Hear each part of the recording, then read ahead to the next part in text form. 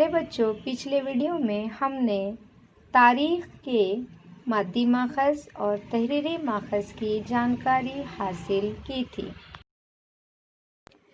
چلیے چلتے ہیں سبق کے اگلے حصے کی طرف، جس میں زبانی ماخذ، قدیم بھارت کی تاریخ مرتب کرنے کے ماخذ، قدیم بھارت کی تاریخ کے ماخذ، تاریخ نویسی سے متعلق برتے جانے والی احتیاط، ان نکات کے تحت معلومات حاصل کریں گے۔ سب سے پہلے زبانی ماخذ،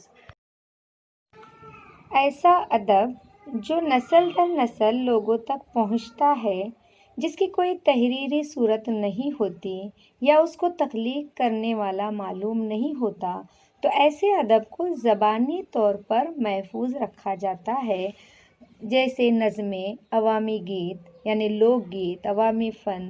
یہ ذرائع جو ہیں تاریخ کے ماخذ کے زبانی ماخذ میں ان کا شمار کیا جاتا ہے۔ جیسے آپ اسکرین پر دیکھ رہے ہیں، نظم کا ایک بند ہے شاہجہاں جہانگیر کی شادی کی تقریب کا: تم شہنشاہ ہم آپ کے داس، رہے کرم شاہ کا ٹوٹ نہ جائے آس۔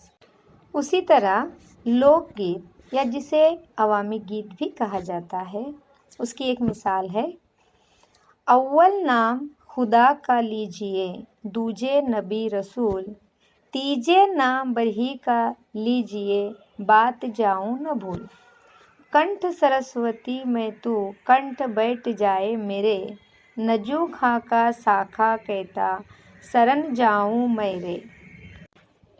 اس طرح کے زبانی ماخذ نسل در نسل لوگوں تک پہنچتے ہیں، ہمارے آباء و اجداد سے ہم تک اور ہم سے اگلی نسل تک وہ زبانی ماخذ پہنچتے رہیں گے۔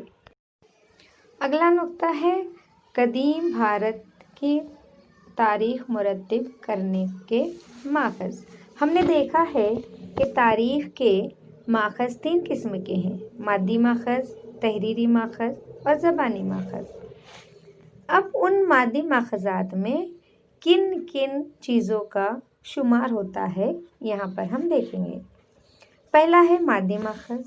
مادی ماخذ کو پھر 2 حصوں میں تقسیم کیا گیا ہے، ایک اشیاء اور دوسرا تعمیرات یعنی چیزیں اور عمارتیں۔ چیزوں میں غار کی تصویریں، مٹی کے برتن، مٹی کی مورتیاں، منکے، ہیرے جواہرات، پتھر کی مورتیاں، دھات کی اشیاء، سکے اور ہتھیار۔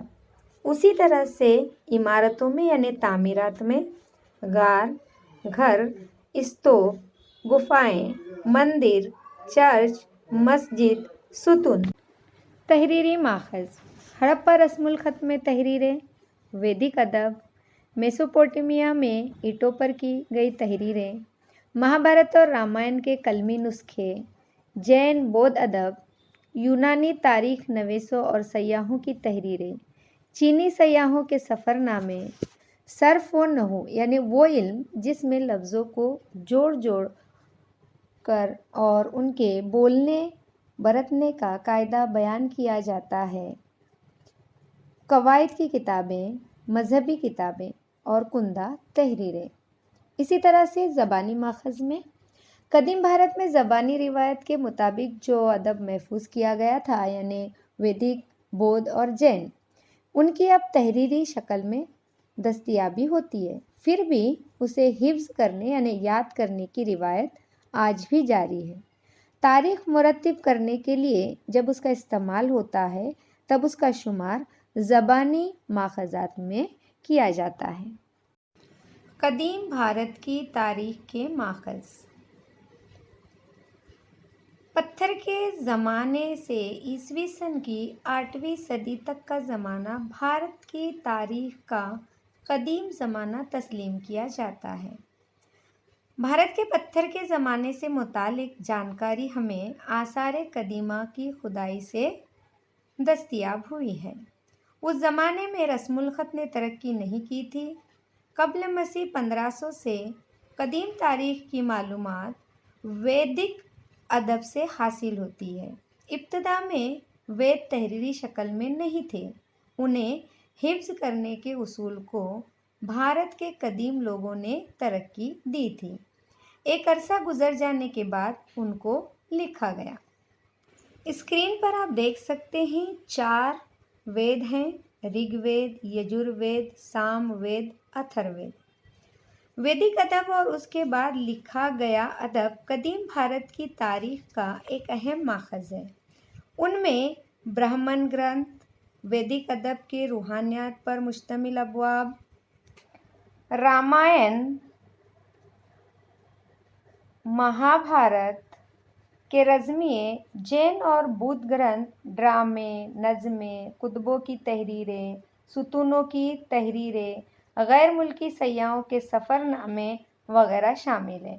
اسی طرح آثار قدیمہ کی کھدائی میں دستیاب ہونے والی اشیاء، قدیم تعمیرات، سکے جیسے مادی ماخذات کی مدد سے ہمیں قدیم بھارت کی تاریخ کا علم حاصل ہوتا ہے۔ تاریخ نویسی سے متعلق برتے جانے والی احتیاط دیکھتے ہیں۔ تاریخ کے ماخذ کا استعمال کرتے وقت بڑی احتیاط برتنی پڑتی ہے۔ کوئی تحریری ثبوت اگر پرانا ہو تو قابل اعتبار ہوگا ایسا ضروری نہیں ہے، بلکہ یہ کس نے لکھا، کیوں لکھا، کب لکھا، اس کی چھان بین کرنا پڑتی ہے۔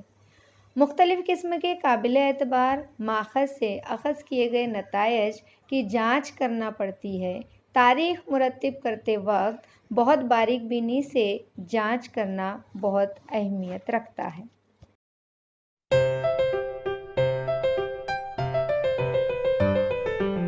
اس سبق کے اگلے ویڈیو میں پھر سے ایک بار آپ کے ساتھ ملاقات ہوگی، جس میں مشقی اور اضافی سوالات کے جوابات ہوں گے۔